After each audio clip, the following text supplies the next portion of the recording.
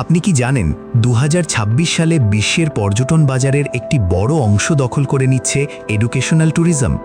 বর্তমানে travel data বলছে প্রায় 55% তরুণ পর্যটক এবং সচেতন অভিভাবকরা এমন রিসর্ট খুঁজছেন যেখানে থাকার পাশাপাশি নতুন কিছু শেখার সুযোগ আছে।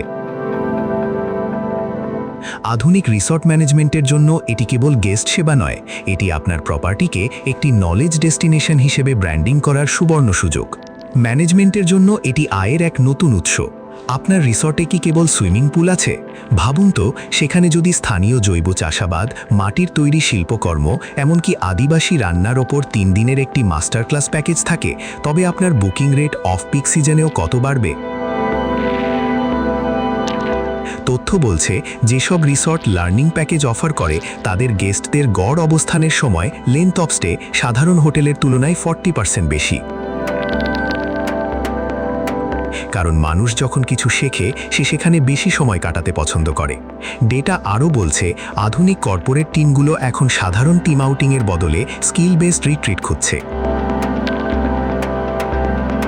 ম্যানেজমেন্ট হিসেবে আপনি যদি আপনার রিসর্টে লিডারশিপ ওয়ার্কশপ, সার্ভাইভাল স্কিল বা ইকোসিস্টেম নিয়ে গবেষণার পরিবেশ তৈরি করতে পারেন, তবে আপনি বড় বড় কর্পোরেট ক্লায়েন্টদের স্থায়ী ঠিকানায় পরিণত হবেন।